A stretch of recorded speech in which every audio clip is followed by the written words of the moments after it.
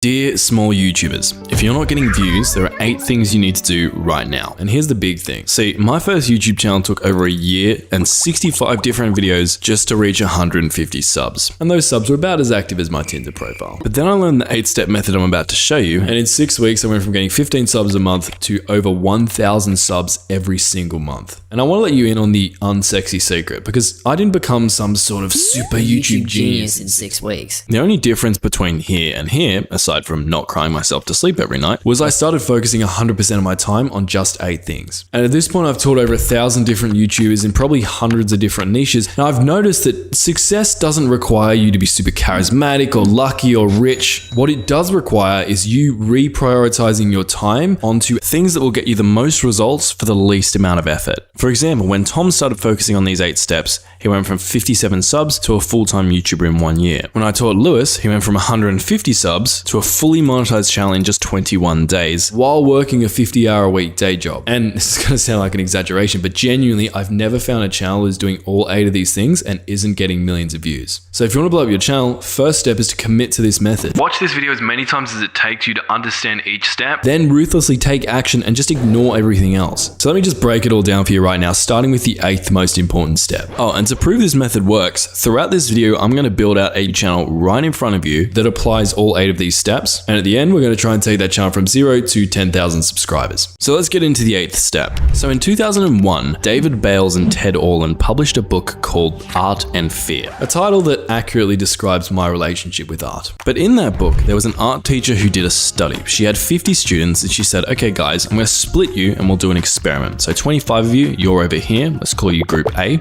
and your goal is to make the perfect clay pot.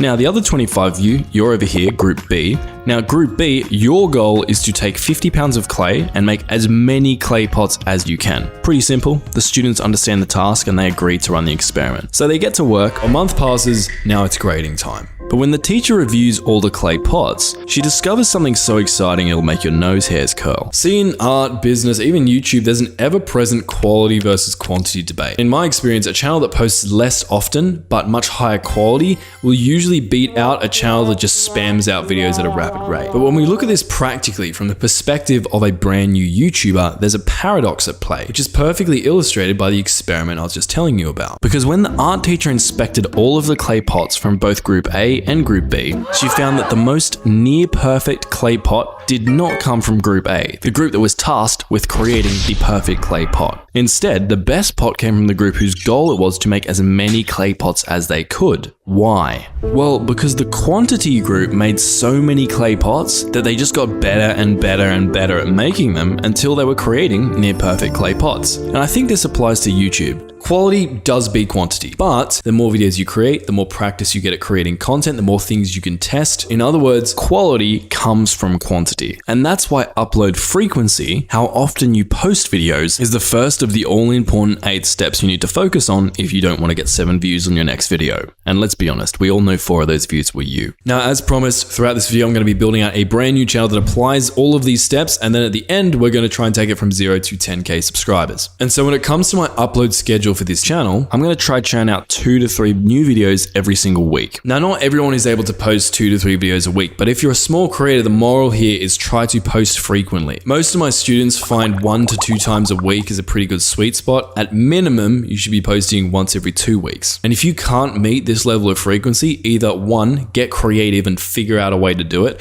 or 2, rethink your content and simplify it so you can post more frequently. But in the beginning, to sum up, unless you're already some sort of master content creator from like previous experiences, upload videos frequently. But let's be real for a sec. You don't have to be the brightest cake on the candle to know that if I want to take a YouTube channel from 0 to 10,000 subscribers, I need to do a lot more than just churn out lots of videos. And that brings us to our next step. Now, I want you to imagine you're having a conversation with someone. Now, because you're a nerd, the conversation turns to YouTube, and this person you're talking with suddenly asks you, who is your favorite YouTuber and why do you like them? Now, I want you to think about that question. What noteworthy characteristics and factors would you bring up to describe your favorite YouTuber and explain why you like them more than everyone else? Would you say they're just insanely good at what they do? Do they have a style of comedy that makes you laugh more than everyone else? Do they have a unique background or persona? Do they have a PhD in being authentic? Do they invest a lot into their videos? Do they teach stuff super quickly and concisely? Or are they just the most unbelievably handsome, brilliant, and most of all, humble person you've ever seen? Whatever it is, when you describe your favorite YouTuber and explain why you like them, there are probably a few key factors that spring to your mind. But now, let's shift the spotlight for a minute and talk about your channel. What are the key factors that will make people watch your videos instead of everyone else's? And comment this below, because if you don't have any of these X factors, then chances are people will just keep watching your competitors, aka no subscribers for you.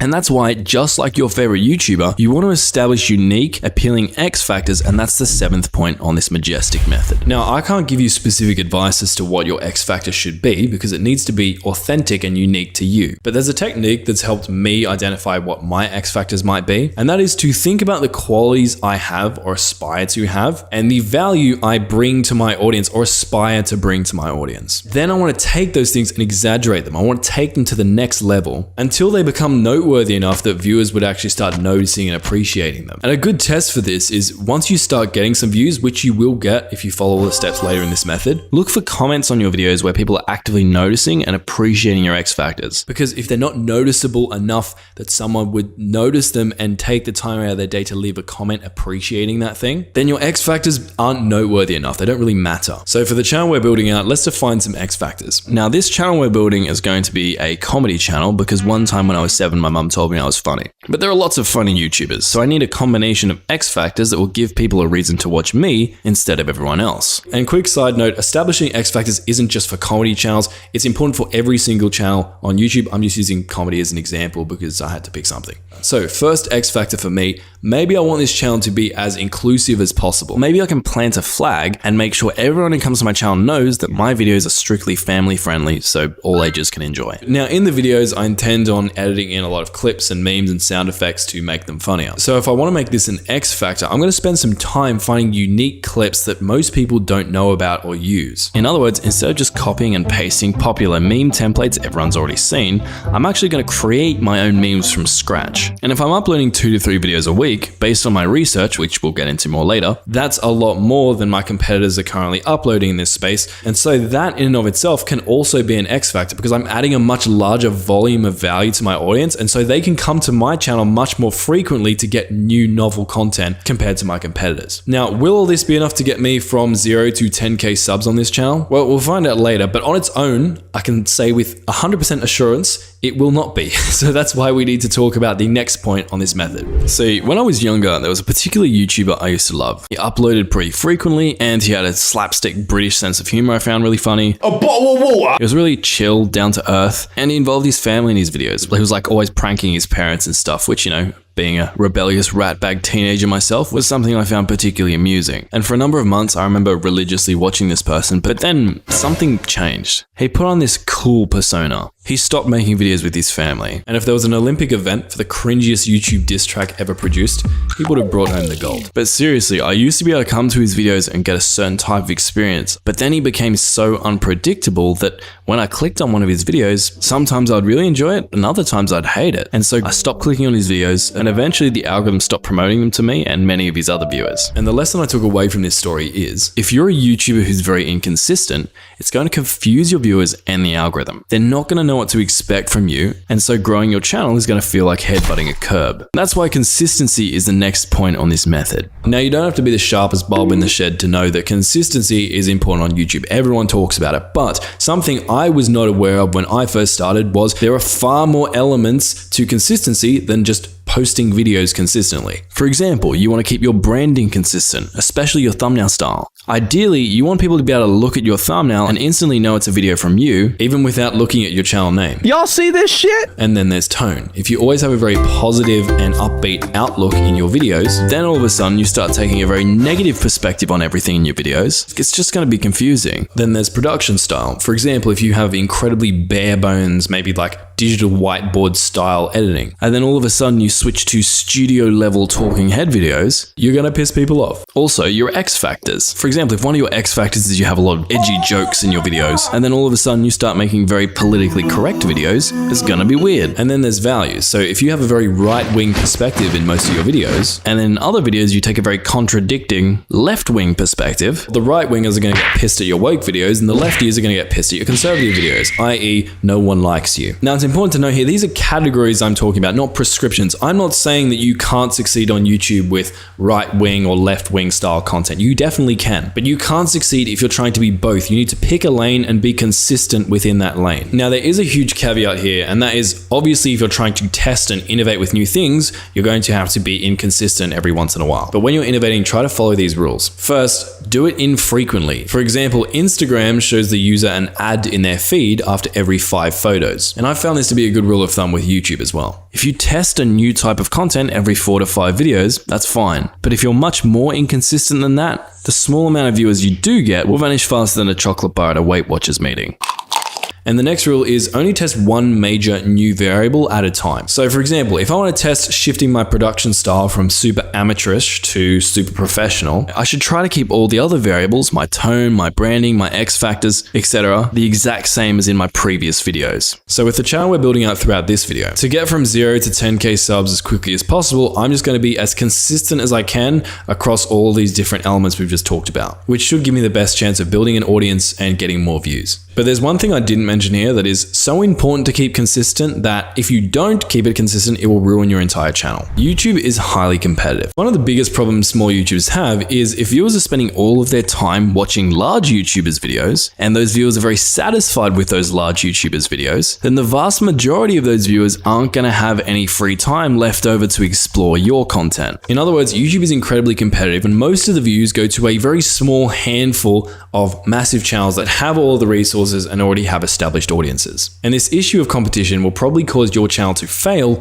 if you don't do the thing I'm about to show you. Empty. So let's think about sports for a minute. Sports, especially at the elite level, are incredibly competitive. Clubs like the EPL's Manchester United and the NBA's Chicago Bulls literally spend hundreds of millions of dollars every year to stay competitive with other teams. But here's the thing, Manchester United don't have to worry about competition from the Chicago Bulls. Why? Well, obviously because Manchester United has Harry Maguire. No, but seriously, while they are both elite sporting teams, they're not directly competing against one another. Hardcore fans of the Bulls probably don't care about United and vice versa, because while they're both sporting teams, they're in separate categories. And the same applies to YouTube. To be competing with a large YouTuber, you need to be creating the same type of content as them. So your job is to find a category, aka niche, where there aren't a huge amount of YouTubers consistently uploading content there, so you actually have the real estate and ability to get views. And it's the next point on this method. But this is all well and good as like a conceptual theory. How do we actually apply this practically? Well, in my YouTube course, I literally have multiple hours of training on this exact topic because niching correctly can be a bit complicated. But let me give you the 2 big things my students focus on. First, when evaluating a potential niche for your channel, you want to look at the supply and demand. Supply is the amount of good videos being produced in a niche. For example, if there are loads of big channels regularly posting how to make money online videos, then you could say the make money online niche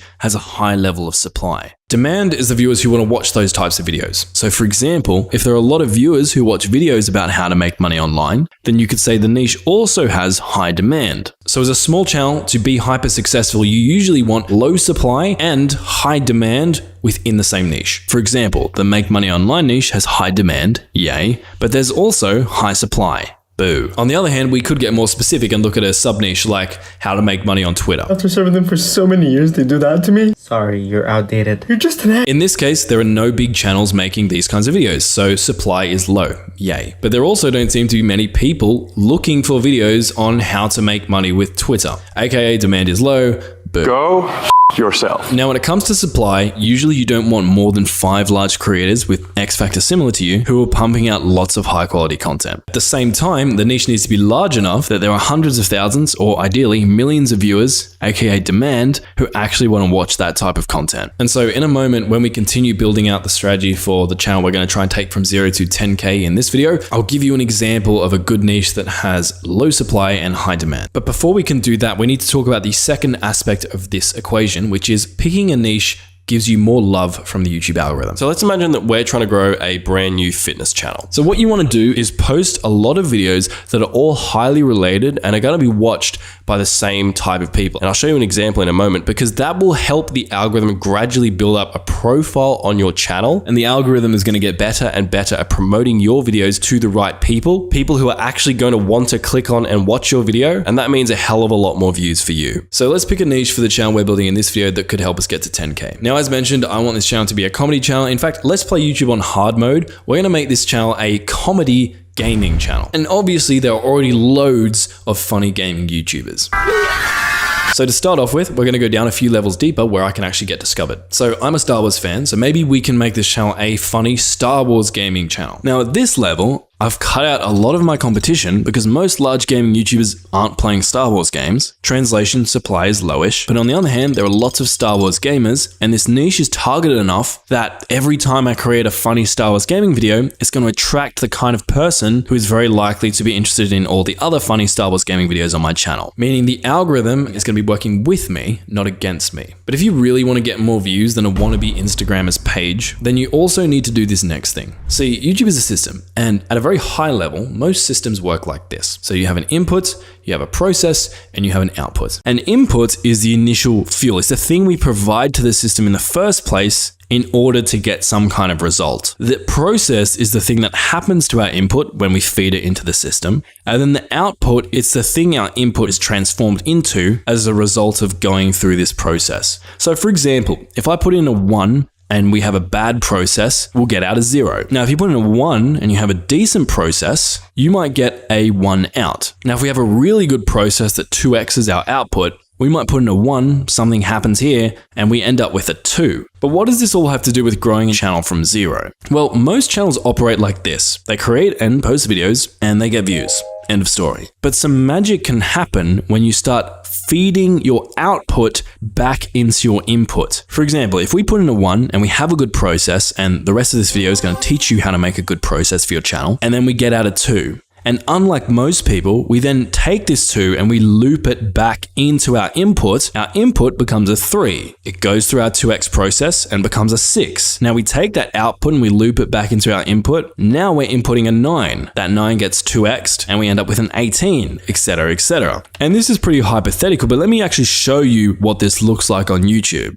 See, this channel you're looking at right now has a 1.6 returning viewer average. That means that if I put out a new video and it attracts 100 unique views, my overall channel will actually end up with 160 new views overall. And this is great because 1, I get more views, but 2, YouTube loves it when viewers spend lots of time on the platform. The more time viewers spend on YouTube, the more ads they'll encounter on average, and the more money YouTube makes. And that's why increasing your session time is the next step on this method. So how can you create a feedback loop that will increase your session time and blow up your views? Well, first, you need a well-oiled process. If you put in a 1 and you get out a 0, you have nothing to loop back into your input. But that's okay because the rest of the steps in this video will help you optimize your process. So assuming you have a good process, the next thing you want to do is try to link your videos together. And there are 2 main ways to do this. First, you have the video idea itself. So let's say your niche is custom building computers, and you have a popular video titled How to Build Your First Computer Beginner's Guide. What we could do is think about other topics that would interest first-time computer builders. For example, a lot of these beginner builders are probably on a tight budget, so we could create a video like 5 secret websites to save 50% on computer parts, because there's a high likelihood that viewers of this video would also want to click on and watch this video. And then we could build out our feedback loop even further by making another video like 8 mistakes that cost first-time computer builders thousands. And then another one like don't build your first computer before watching this video, etc., etc. Now the second aspect here is you can physically link your videos together, which makes it easy for people to binge them. So for example, the channel we're building out throughout this video is a funny Star Wars gaming channel. And what I'm going to do is at the end of all my videos, I have these clickable elements called end screens that are linked to other videos on my channel. I'm also going to create and optimize playlists that once a viewer's in them, they just end up binging a whole bunch of my videos. And I'm also going to put links to my videos all over my videos, my mailing list, my website, my social media, whatever it is. So whenever someone enters my ecosystem, it's as likely as possible they'll find another one of my videos and start binging their lives away. But even if I'm doing all of these things to maximize my session time feedback loop, it's not going to be enough enough to help me take this channel from 0 to 10,000 subscribers. Because if I don't do this next thing, this whole process just breaks and becomes irrelevant. Imagine you click on a new video from a channel you've never seen before, and all of a sudden you're greeted with this. After a cringy 10-second intro, you realize the video is super pixelated because it's been filmed in 480p. You also notice massive black bars on the screen because clearly this creator has rendered his video using the dumb preset. There are massive silences between cuts, and his audio sounds so bad Vincent van Gogh would have cut off his other ear, and he takes approximately 3 business days to get to the point. Normal rail, minecart, whatever kind of item. Well, this is actually my first ever YouTube video. And rightfully so, most people who clicked on it vanished faster than a fart in the wind.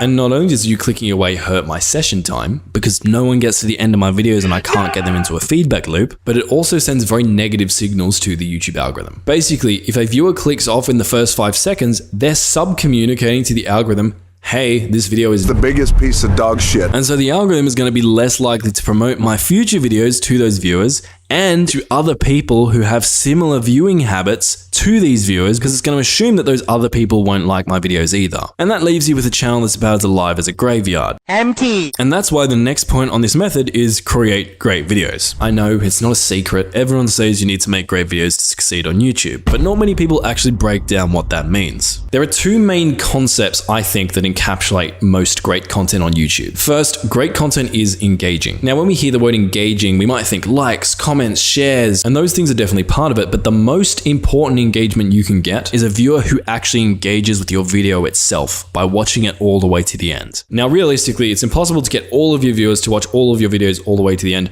Even Mr. Beast can't do that. But the longer you can get people to watch you for, the more favorably the YouTube gods will look upon your content and the more views you will get. Now, if you go to your YouTube studio, and then you come down to content, you click on the analytics of one of your videos and you scroll down, you will see a retention graph like this. This graph visually represents how long viewers are watching your videos for. If you see a graph that looks like this, it means that lots of people are clicking off your video. Boo. In a perfect world, you want your retention to look more like this, where lots of viewers are staying on your videos for a long period of time. And so if your retention graphs look like Angel Falls, which most of mine did in the beginning, let's be honest, there are 2 things you can do. First, stimulate. So you can edit your videos to be as stimulating as possible to keep your viewers engaged. Add on-screen movement, add pattern interrupts, say or do interesting things, make them laugh. The other thing you can do is structure your content in a way or tell a story that hooks a viewer in and gives them a reason to want to watch that video all the way to the end. For example, a video about the top 10 tips to improve your bookkeeping might contain some good information. But if a viewer leaves that video on tip 6, it's not really a big loss for them. They've just got 60% of the value from that video instead of a potential 100%. On the other hand, a video about the 5-step bookkeeping method used by billionaires will be more likely to keep people watching because it's a method. And as a method, all of the steps rely on one another. And so if a viewer leaves the video at step 3, the information they've gained so far is completely useless because they don't know what the final 2 steps are. So they need to watch the video all the way to the end to get any value at all. And another thing you can do is just tell a story. It's been scientifically proven that only psychopaths leave a good movie halfway through watching it. And most normal people can't bear to do that because our minds crave closure. We have to see how it ends. And if you integrate stories within your YouTube videos, you'll be taking advantage of the same principle. But the thing truly great videos all do is they go beyond engagement. They're not just engaging, they're also satisfying. See, it's possible for a video to be very engaging, but then not be satisfying. So those viewers who watched it all the way to the end regret having watched the video. And so here's what I'm going to try and do to take this Star Wars funny gaming channel we've been building out from 0 to 10k subs. First, obviously, we're going to make sure the videos are as engaging as possible by making them stimulating. I'm going to add lots of funny effects and memes. I'm going to use overlays. I'm going to use punch-ins and punch-outs and zooms to keep people visually engaged, etc., etc. Now, next, these types of videos are hard to add a story to since they're just compilations. So I'm going to lean into structure. So for the first 2/3, I'm going to order my clips from the funniest to the least funniest. That's going to make it most likely that I'll engage people quickly and hook them into my video. But then at the beginning of the final third, right around the time when a lot of viewers are probably starting to feel fatigued or bored with the video, I'm going to change up the structure and we're going to go from least funny to most funny. And I'll do that because if every clip in the final third of my video is better than the one that came before it, it's going to like subtly create FOMO. Maybe viewers at that point in the video are starting to get bored and thinking of leaving, but the clip they're watching right now is just so much better than the last clip that they're going to stay for a bit longer. And then the next clip after that is even better, and so they want to stay for that one. And then the next one after that is even better, and so they just stay for that one. And before you know it, these viewers are reinvigorated and they feel like they have to keep watching to the end because the video just keeps getting better and better. It's the same principle and way that a movie keeps you watching by gradually building up to the conflict until reaching the final climax. That should take care of the engagement side of this equation. Now, to make my videos satisfying, basically I just have to make sure the video is actually funny. They clicked for a funny Star Wars gaming video, and so even though it's normal that some clips might be funnier than others, overall, everything needs to be hilarious so they don't regret clicking on the video. And by combining these elements, we're going to end up with great videos that will hopefully take this channel from 0 to 10k subs. But now you might be saying, well, Marcus, making great videos is all well and good, but no matter how great my videos are, nobody's there to see them. I have no views. And that's a very good point, because if we take a step back, if you don't have views in the first place, you're not going to have the opportunity to engage and satisfy viewers, let alone get them caught up in a session time generating feedback loop. So how do we get views? Well, in its simplest form, a view is someone clicking on your video. So we just need to get more people to click on our videos. So if we come to our analytics, and let's do this on a really small channel. If we come to the analytics of this video and we come across to impressions, here we can see this video doesn't have very many views. And a lot of people who don't understand YouTube will think that the video doesn't have views because the YouTube algorithm's not promoting it. But if we have a look at this stat, this is our impressions. This counts how many times our video has been seen by someone on YouTube. Not viewed, but just seen, like on the homepage or on the search page or something like that. You can see this video has a lot more impressions than it does views. And this is what's happening to a lot of small YouTubers. They think they're getting no exposure, but usually the video is being promoted, aka getting impressions, but nobody's clicking on it. Now, quick side note, even if you actually are one of the few people who is getting 0 impressions, following all the steps in this video, I promise you, will change that. And so all you need to do now is get those impressions to click on your videos and we'll have views. So how do we do that? Well, quick story. The other day, I was hanging out with some friends in Sydney and it was very late and we got hungry. And the only place open was this dark, dingy servo down the road. So we go visit this weird servo and we walk in, and to my delight, there was an entire shelf full of 2-minute noodles. Loads of them, stacked top to bottom. The thing was, I didn't immediately recognize any of the brands. So the first thing I did was I quickly scanned the entire shelf until the packaging from one of them jumped out at me. If the packaging jumped out, I inspected it a little bit more thoroughly, had a look what flavor it was, how large it was, how much it costs. And if I wasn't impressed, then I went back to scanning, and eventually I picked the one that had packaging that jumped out at me and that was the most reasonable and appetizing deal. And bear in mind, all of this happened in the space of seconds. And on YouTube, viewers go through a similar process. On the home page or search page, they scroll through videos until one of them catches their eye, just like I did with the 2-minute noodle shelf. The only difference is packaging on YouTube looks more like this: your title and thumbnail. So without a good title and thumbnail, you won't get clicks and views, and that's why eye-catching packaging is the next step on this method. So let's look at how to create good packaging. First, titles. First, we want them to be short, or at the very least, the beginning of the title should hook our viewers without needing to read the entire title. The reason for this is particularly because on mobile, a lot of titles get truncated, they get cut off, and so a lot of viewers can't read past the first 25-30 characters. And so if you're not able to hook people with just this section, a lot of those mobile viewers won't click. Now, the other thing you want to do with your titles is to either be intriguing or add value. For example, when you read this title, you kind of have to click, like it's curiosity inducing. You want to see what happens. Or the other thing you can do is add value. For example, if I want to learn how to cook 2-minute noodles, then this title, even though it's not super hypey, is probably going to get me to click. And it's a similar thing when it comes to thumbnails. First, you want your thumbnails to be simple. If your thumbnail is so noisy, it's very hard for people to tell what's actually going on. If their eyes don't have a particular place to rest, then they're probably just going to skim over your packaging. And then the other two things to think about is be intriguing or add value. Tease something in your thumbnail that's going to catch people's interest, or show very specifically the type of value this video is going to provide to them. Now, you've probably heard all of this advice before, but something I don't hear people talking enough about is how your title and thumbnail should work together to create one holistic package. For example, if you read this title, you're probably pretty confused until you see the thumbnail. It's the same thing with this title. Until you see the title and thumbnail together, you probably don't get it. Now, obviously these are extreme examples here, but the principle is think of your titles and thumbnails as a combo that combine to make your packaging. And I'm emphasizing this because I see so many people waste space by repeating the same thing in their title and thumbnail. For example, if you have a video about exploring an abandoned factory, and in your title you have text that says exploring an abandoned factory, and in your thumbnail you have text that says exploring an abandoned factory, you've doubled up, you've wasted real estate. Instead, you would probably get better results if you did something more like this. Or here's another example. If you have a video about how to change the oil filter in your car, and then the thumbnail has text that is how to change the oil filter in your car, same mistake. You're doubling up. Add more interesting text to your thumbnail like it takes 2 minutes or fastest method or beginner method or something that actually adds a new angle to your thumbnail and makes your packaging overall even more enticing. So with all this being said, when I'm creating the strategy for this Star Wars gaming channel, here's how we're going to package the videos. Now, I could experiment with a few different methods, but to start off with, I'm probably going to have value in the title and then tease an intriguing moment in the thumbnail. For example, I might structure my title like Star Wars Battlefront Funny Moments, #1, because they're going to be episodes. And then instead of just having Star Wars Battlefront Funny Moments in my thumbnail, I'm going to tease the funniest moment or glitch from the video in a very visual way. This thumbnail from a graphical design perspective is kind of ugly, but psychologically, it does the job it needs to do. And that's the most important thing. But to give you the #1 way to create enticing packaging, we need to reveal the final step and complete this method. See, in 1976, a man named Jeffrey Stokes published a book called Star Making Machinery. It follows artists, musicians, engineers, technicians, all the creative people involved in making a typical rock album. And this little known book contains the first citation in the Oxford Dictionary of this metaphor.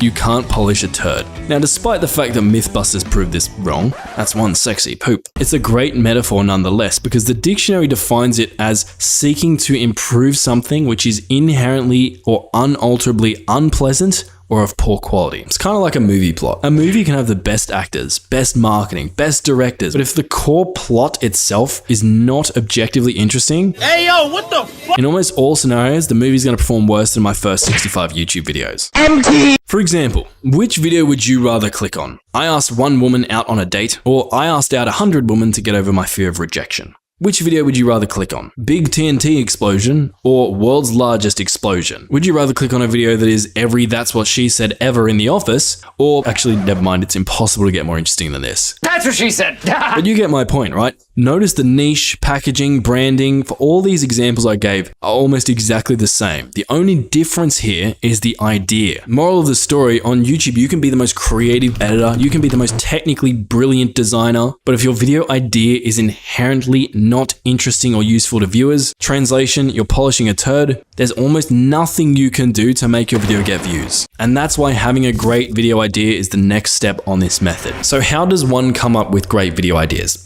Well, there are 3 main buckets I think about. First, trending ideas. Pulling this off correctly is a lot harder than most people think, and that's why I talk about it in terms of surfing, because surfing gives us a good analogy. Creating a YouTube video that catches a trend involves being in the right place at the right time. For example, fidget spinners. If you'd posted a video about fidget spinners back here, you'd be too early. There's no wave of attention and your video will just be dead in the water. On the other hand, if you'd posted a video over here, the wave has already peaked. It's breaking. You're probably going to get pummeled and caught up in all the messy whitewash. But if you caught the wave and posted a fidget spinner video somewhere in this vicinity, so the wave's rising up and it's large enough to propel you forward, but it's not so large that it's seconds away from breaking and becoming incredibly messy and saturated, then you probably would have done very well. Probably the most famous example of this is the I recreated every single set from Squid Game in real. Obviously, it's a great video in and of itself, but if it didn't harness the trend and hype around Squid Games, the video probably wouldn't have got near the amount of views it did. The next category of viral video idea is noteworthy. It's a video that's really unique or sparks a high amount of interest or curiosity in a viewer, even if it's not based around something that's currently trending. The Ryan Trahan Penny series is a great example of this. Obviously, he uses trends to his advantage at times, but if you're the first one to come up with a video like this,